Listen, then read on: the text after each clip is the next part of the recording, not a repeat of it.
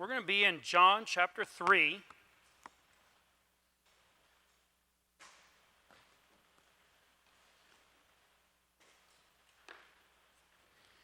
We're going to be in John chapter 3.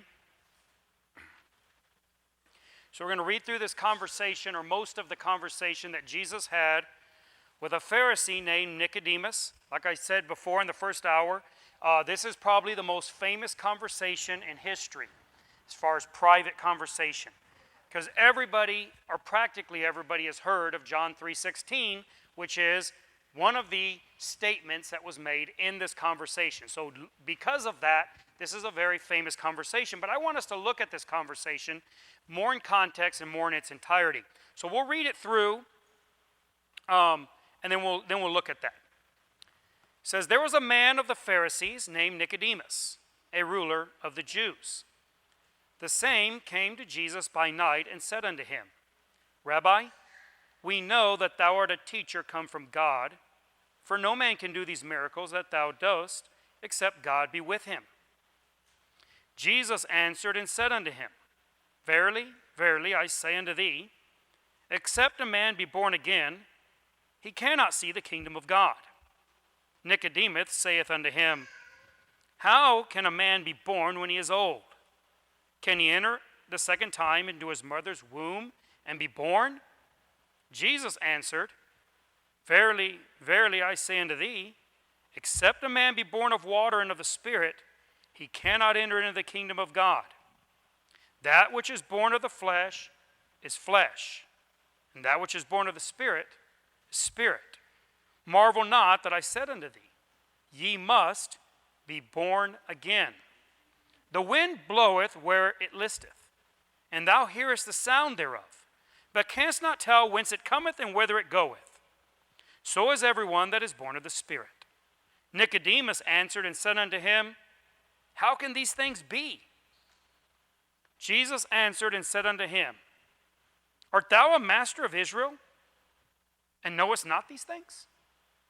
Verily, verily, I say unto thee, we speak what we do know, and testify what we have seen, and ye receive not our witness.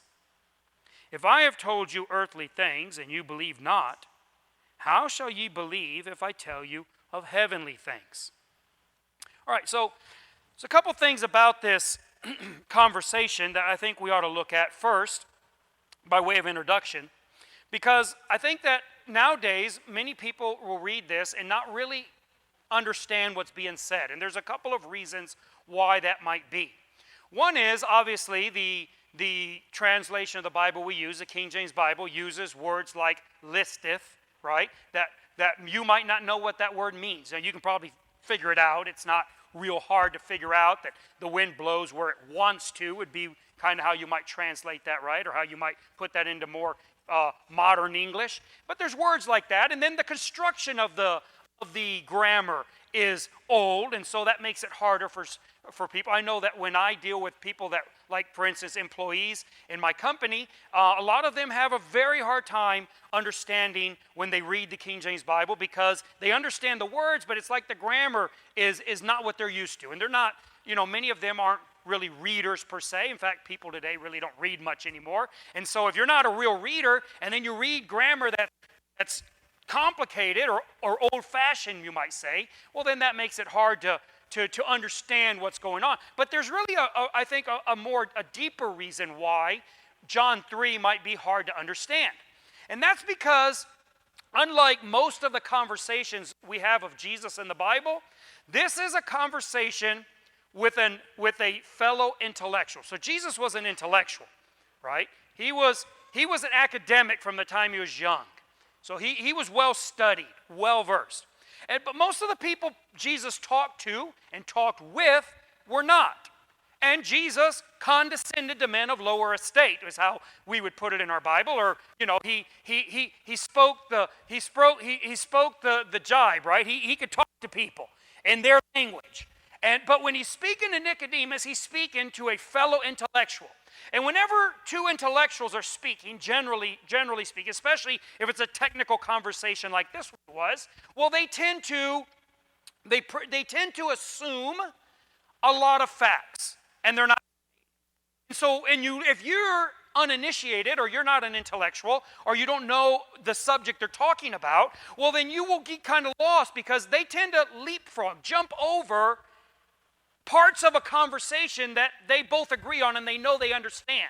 And so it just sounds like you're almost listening in to, nowadays you don't have this, but in the old days we had LPs, right? We had records, and if you had a record that was damaged, well, it would skip, right, Christy? They would skip, and so it would be like, and it would just skip, and so you'd be like missing parts, right, of it, and because these would skip like that, and kind of the conversation, when you read this conversation between Jesus and Nicodemus, it kind of sounds like that, right? It sounds like, hey, wait a minute, I don't understand. How did that connect to that? It's like something's missing there, right? We're missing these connecting words. Well, that's largely because they both understand what the words, that framework they're in, and so they don't have to spell it all out. They can just skip to the germane or to the important points, and they know the other one's caught up. And so it's kind of the conversation, I think, that we have, and why John 3 reads the way it does. So what I want to do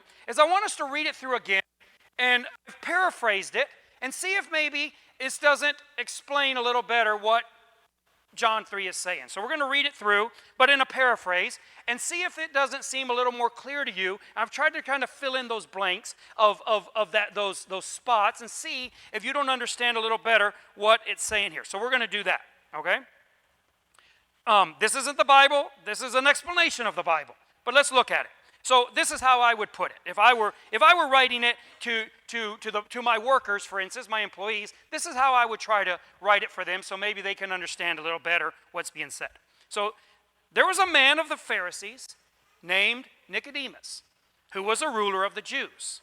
He came under the cover of night to speak to Jesus, and he said unto him, Rabbi, the only thing we're sure of is that you are a teacher come from God, because no one can do these miracles that you do unless God is with him. Jesus answered him, then take my word for this. Except a man be born again, he cannot see the kingdom of God. Nicodemus stammers, how can a man be born when he is old? Are you saying he must go back into his mother's womb and be reborn? Jesus reiterated, you are going to have to take my word for this. Except a man be born of water and of the Spirit, he cannot enter into the kingdom of God. This is because that which is born of the flesh is flesh, but that which is born of the Spirit is spirit. If you understood that principle, you wouldn't be dumbfounded when I say you must be born again. However, there is an inherent mystery in being born of the Spirit. It's a lot like the wind that blows where it chooses. And even though you hear its sound, there are things you can't tell, like where it came from or where it's going. Nicodemus interjected, then how are we supposed to know these things? Jesus chided him. But aren't you an expert of Israel? How can you not know these things? You'll have to take my word for it when I assure you that we do know what we're speaking about. And we have seen what we testify to. And yet, even then, you won't take us at our word. So if you can't believe the earthly things I've told you, how are you going to believe if I bust out the heavenly things? I put that in. I don't know if that maybe clarified how I read it. So when I read John 3, that's essentially what goes through my mind. That's the conversation I think is being had. If we were to flesh it out a little bit like that. And it's a very important conversation. Now, there is one more point by way of introduction I think we should address, and that is how I paraphrase the phrase that we find in John exclusively, and a lot. In fact, I think it's 25 times you find this phrase in the Gospel of John, which is, verily, verily, I say unto you. And it's not a hard statement to to understand, perhaps. Most people, I think, can get it. It's just a little stilted. That's why I chose to try to put it in a little bit more modern lingo. But what he's saying is, truly, truly, I say unto you. But the reason why I point this phrase out, because I think it's very important to what Jesus is saying. I think it's certain evidence almost that Jesus is ascribing to himself deity. Think about for a second what that phrase means. So the way I paraphrased it was, he says, you're going to have to take my word for it. That's kind of what he's saying. He's saying, truly, truly, this is the truth, this is the truth. What I'm telling you is true. Without swearing by anything. Without laying hold on any higher authority. It's just true. What I'm saying is not quoted from anywhere. And the verily, verilies are never citations. They're never quotes. They're always his own thoughts. His own expressions of truth. And what he says is, by no authority other than my own, I'm telling you something. You're going to have to take my word for it, is how I would put it, if we were talking in common English today. You must take my... This reminds me so much of God speaking to Abraham. And God says, I am going to bless you. But how does he put it? Blessing, I will bless you. Multiplying, I will multiply you. And Paul says what God is telling Abraham is he's telling Abraham, you're just going to have to take my word for it. I'm going to do it, and I'm not going to swear by anything because there's no higher authority by which I can swear, and so you're just going to have to take my word for it to be true. In essence, we could paraphrase what God told Abraham in this way. Verily, verily, I say unto you, I'm going to bless you, and I'm going to multiply you. Which is very fascinating to me because I find that in this, Christ is ascribing to himself deity. He is saying, I am the authority. I am the highest authority. I'm going to tell you something. There is no other evidence for it except that I said it. It's true, it's true. You must be born again. Very interesting to me. Anyways.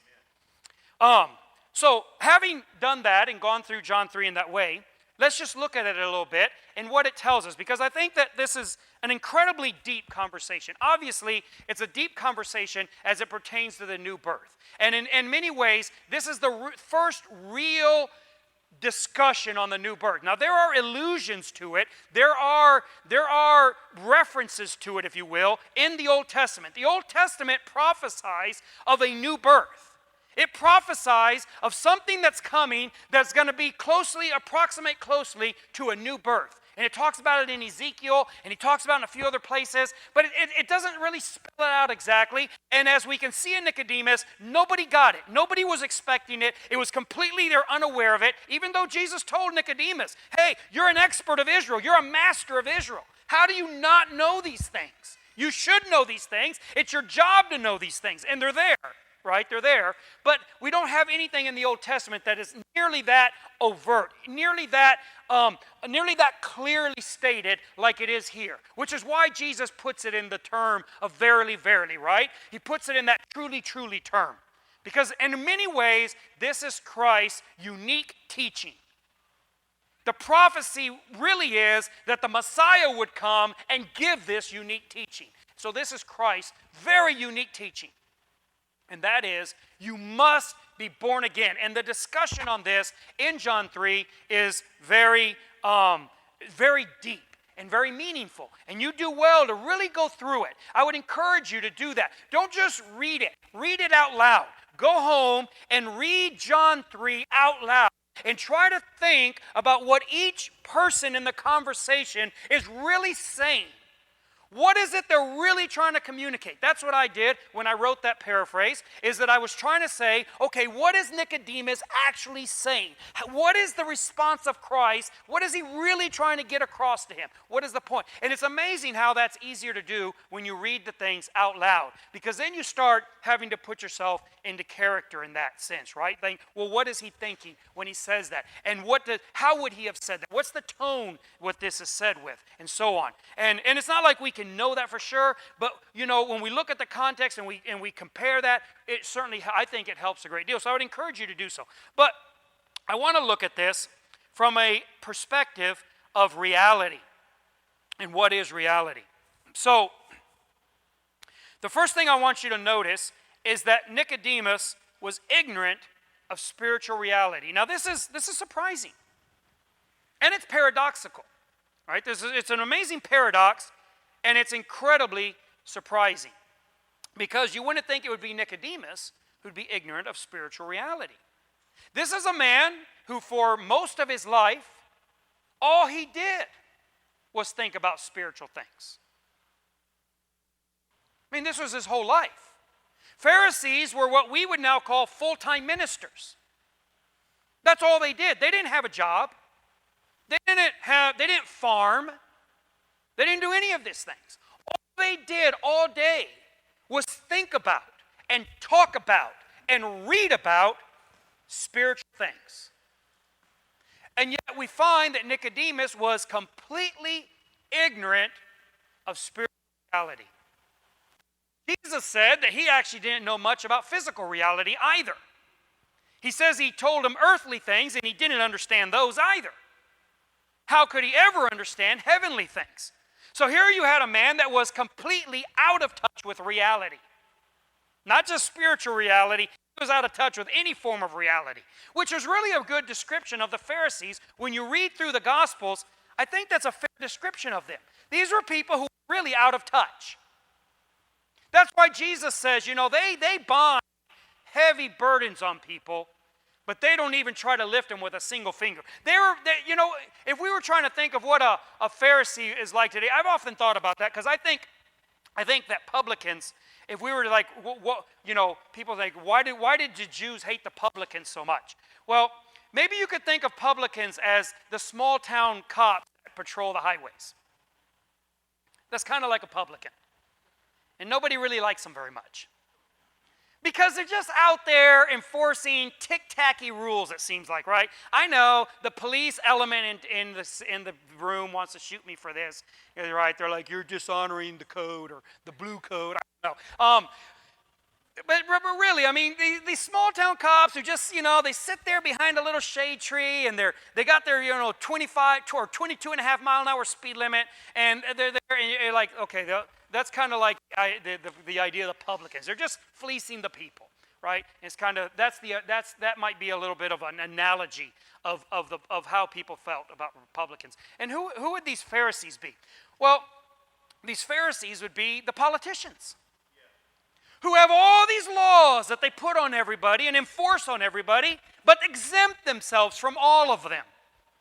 Right? So if you do any research into our Congress, you'll find out that all the laws they pass, like the health care law, and all the laws they pass, Congress is exempt from all of it. They don't have to pay the mandate. They don't have to. They don't have to provide insurance to their interns. Now, if you own a business, you do, but they don't. And when you hear that, you're angry about that, and you're upset, and you're like, these people, no wonder they're out of touch with reality. They exempt themselves from reality, and they don't live in it. That was the Pharisees.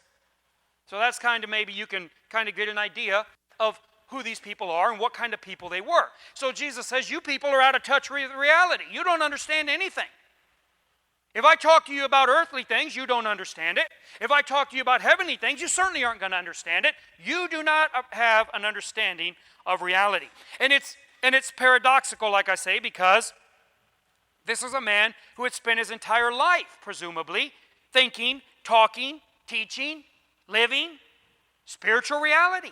And yet Jesus comes in and says, you've been doing nothing of the sort. You are completely ignorant of those things which are spiritual.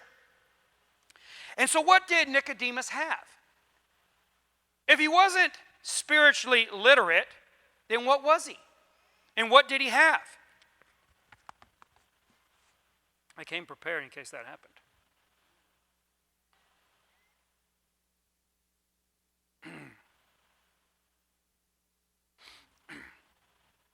What Nicodemus had is he had religion. He was a very religious man. And we often think that religious people are spiritual people, but they're not. Religion is actually not the same as being spiritual. So Nicodemus was an incredibly religious, devout person, but he was not a spiritual person. He was completely out of touch with it. Paul talked about these people. In fact, he actually mentions them basically by name in Romans chapter 2. He says that these Jews, these religious Jews, had the form of knowledge. And in 2 Timothy, he says that they had the form of godliness. They had an outward shape of it. That's what form means, right? It's the outward shape. It's like if you have a pan for cupcakes. Now that's the best diet you could ever be on. Not a cupcake diet, Daniel. He's all getting happy. No. A cupcake pan diet. See, if all you have is the form of the cupcakes, you're going to lose weight like mad. Right? It's when you have the cupcakes in the pan, that's when it gets problematic. But as long as you just have the form of it, you're good. Right? And so you can walk around paper and you'd still be good. But all you have would be the form of that thing. Well, Paul is saying they have. That's what Jesus is saying Nicodemus has. He has all the outward appearance of it. He has the shell of it. It's like when you take this when you want to cast something, you'll make it out of a piece of styrofoam. Some of you that do any type of metal work, you might know this, but you take and you can carve something out of styrofoam, right? And then you can put it in sand, and then you can pour molten aluminum in it. You can melt aluminum, and you can pour it in there, and what it does is it'll just disintegrate what's inside there. That just goes away, and what you have left is what the shell had left in it, right? But all that was there that you thought was substance, that piece of styrofoam, it just goes up in smoke. It just goes away. And what you have left is that aluminum, but it's because that thing left a shell in there. And too many people, that's what they're like. Right? Religious people, that's what you have. If you're religious, this is what you have. Everything that you thought was substance, that's all gone. That's really not there. That's not real.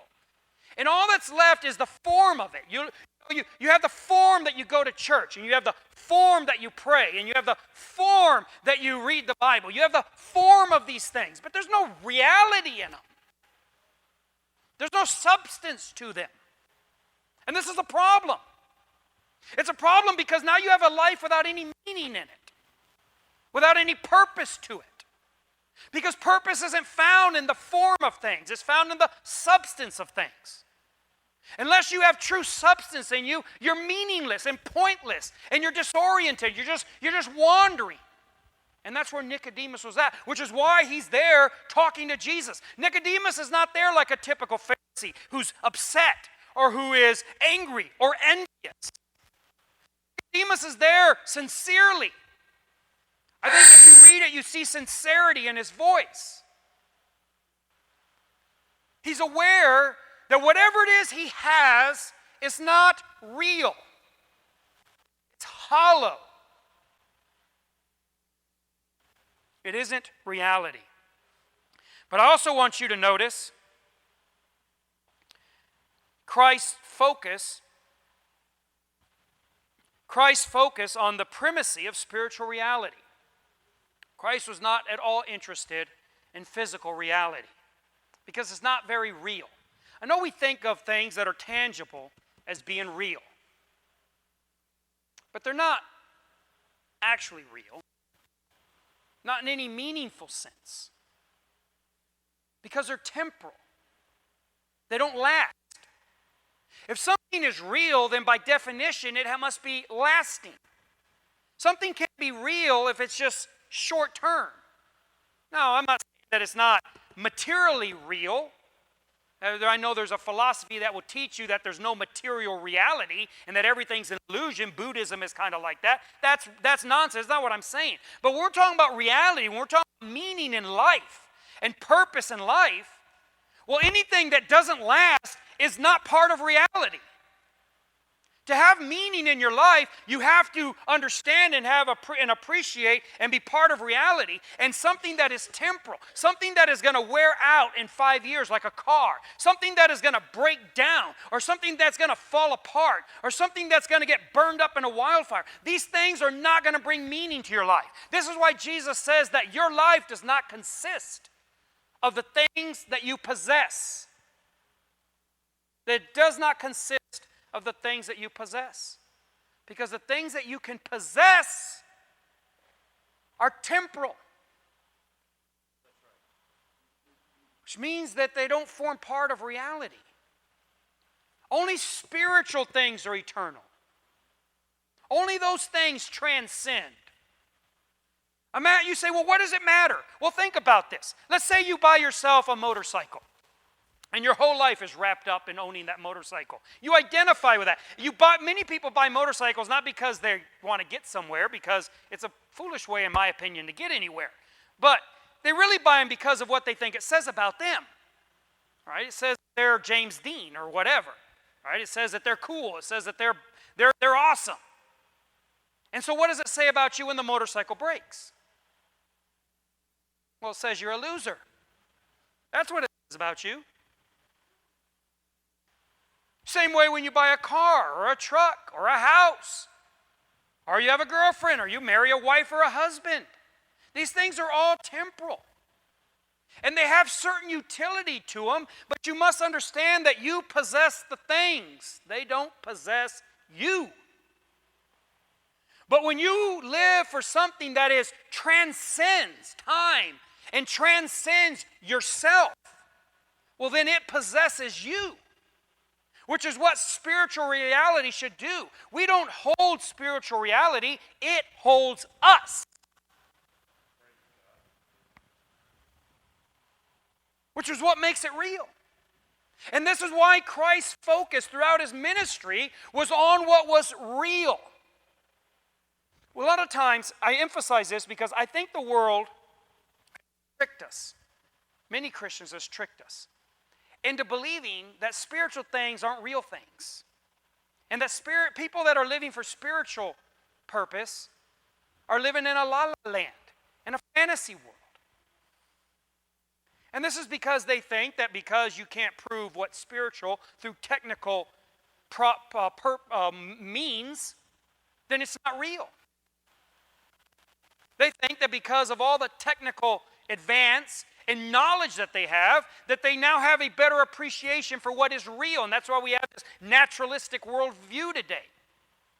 But that's silly. These people's lives are not better. They're not better husbands. They're not better fathers. They're not better citizens.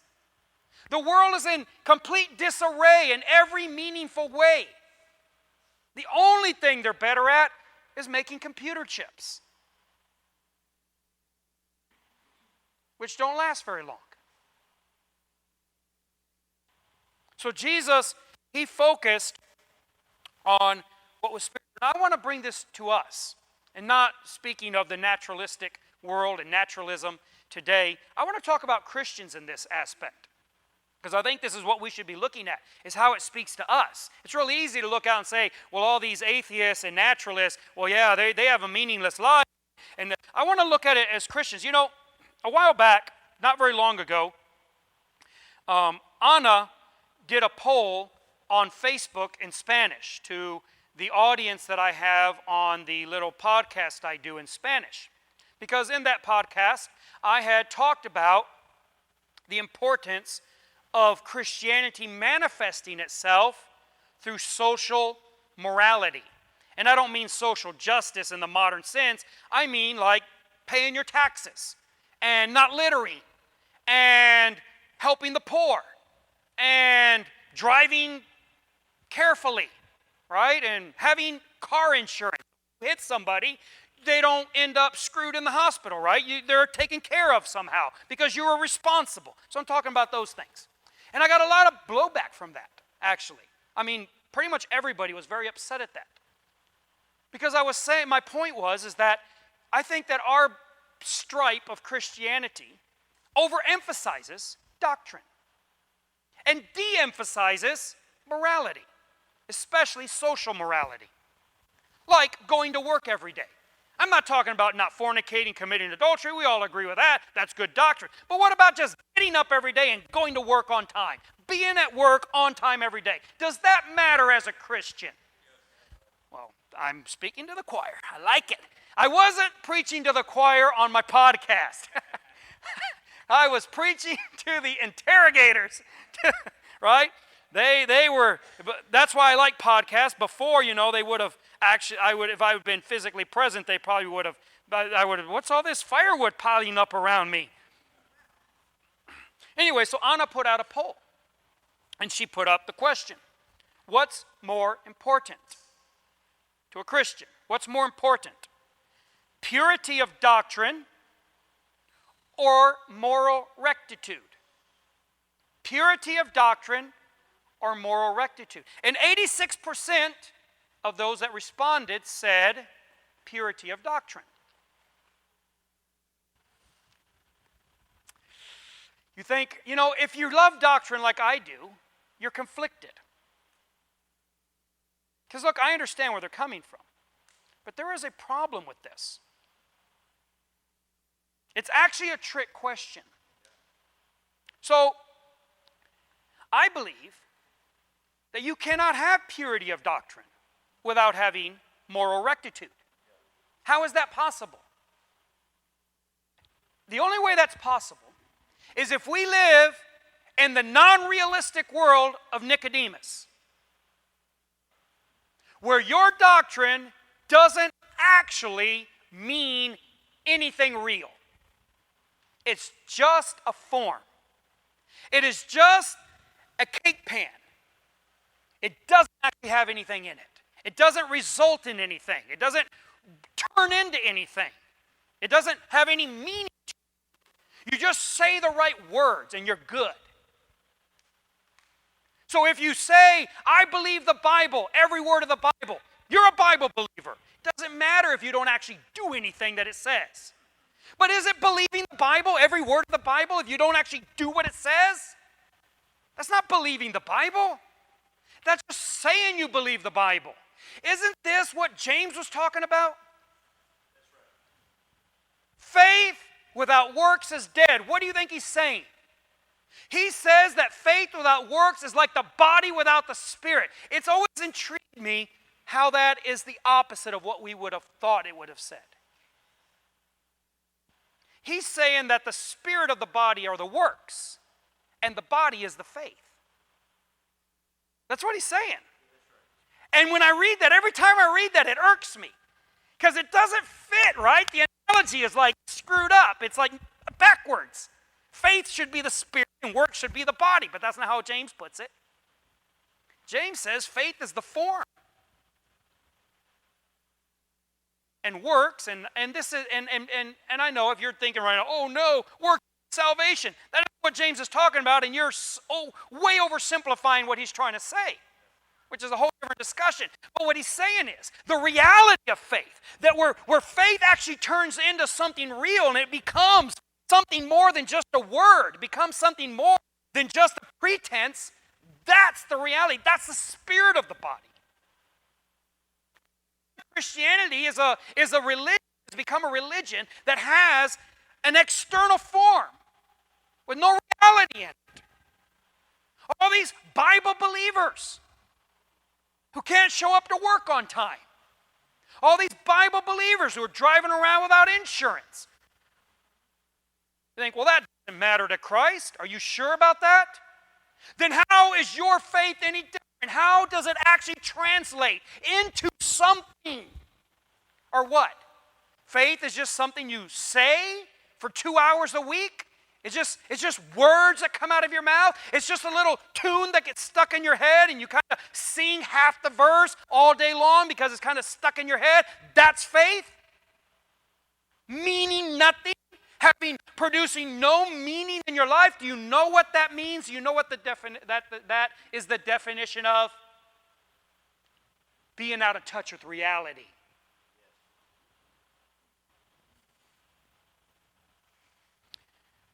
This focus,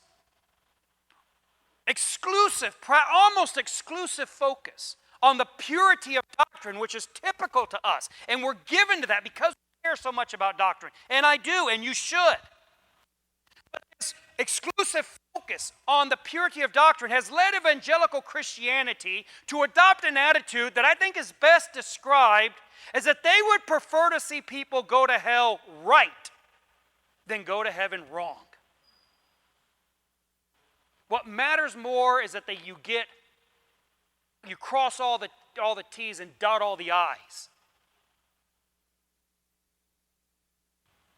That's not Jesus' attitude at all. What he taught us is that we need to grasp. Change it. He's not there. There we go. We need a firm grasp on spiritual reality. We cannot, as Christians, be like Nicodemus, who knew nothing about physical things and nothing about spiritual things. The reason why a proper grasp on reality is critical is because our belief system tracks reality. Yeah, that's right. It does. It goes along with it.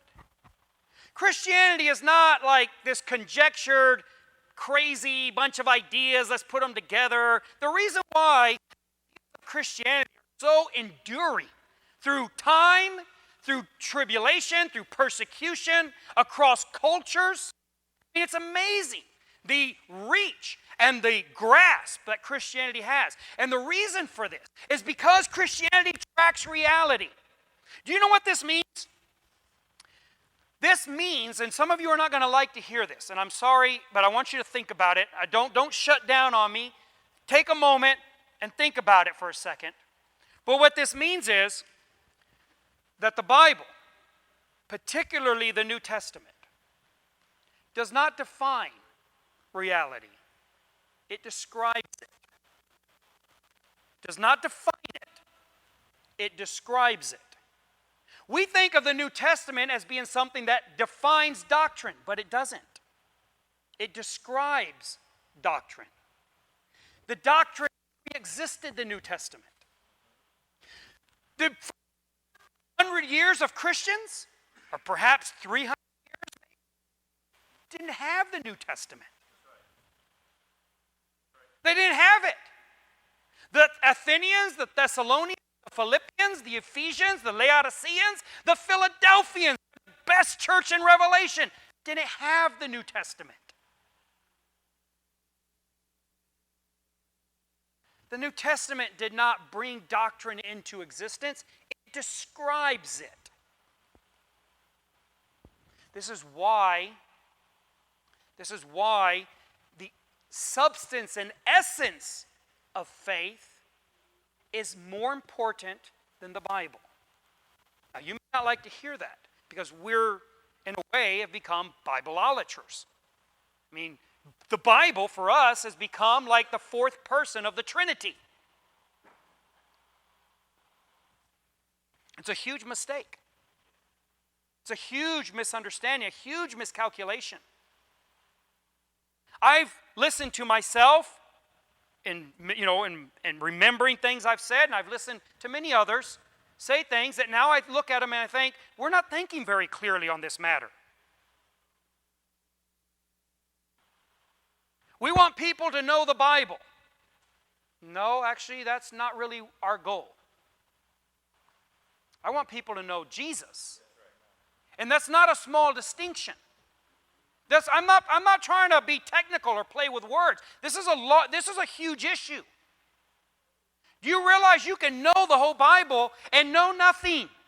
Nicodemus could probably have quoted large portions of the Old Testament, and he did not know what the new birth was. Jesus told him, here is the spiritual reality that you need to hear. You must be born again. And he had no clue what that even could mean. He didn't even have a vague idea. And it was the one essential thing. Jesus told him, there's one thing that you must have. You cannot do without this. If you do not have this, you are lost. And Nicodemus' answer was, how can these things be? And Jesus' response to him was, You're the expert of Israel. How can you not know this?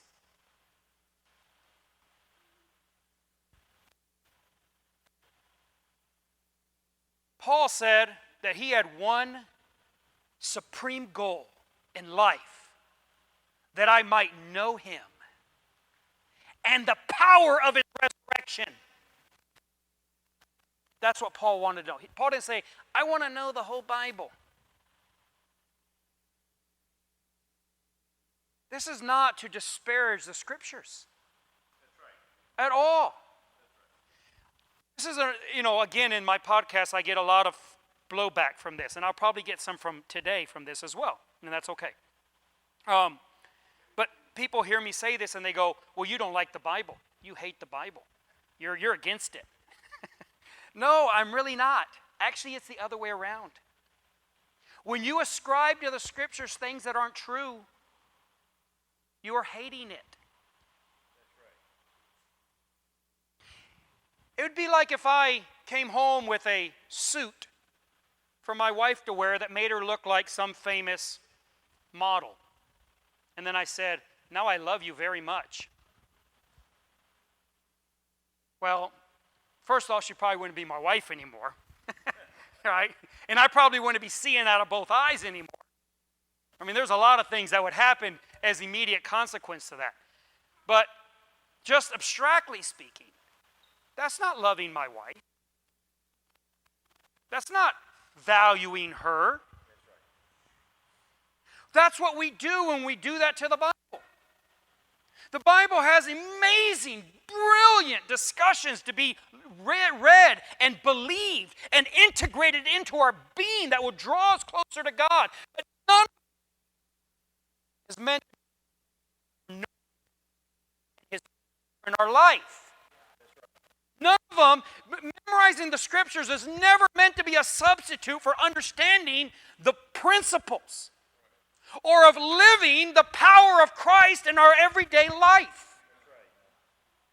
And when we substitute those things, what we're doing is we're putting a suit on the Bible that makes it look like something it was never meant to be.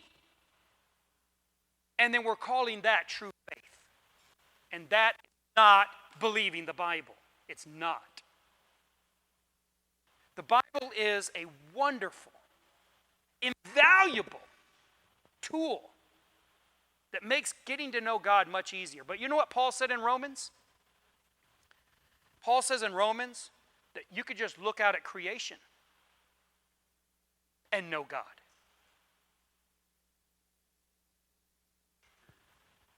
Paul says in Acts 17 that you could just, with eyes closed, blind and deaf, you could just feel around with your hands a little bit and figure it out. It's that he's that close to you. Now, the Bible makes this easier. That's wonderful. But don't lose sight of what is real. The reality is that God wants you to know Him, and He wants you to know His power in your life. And if there is no power of the resurrection in our everyday life, That's right. then we are out of touch with reality.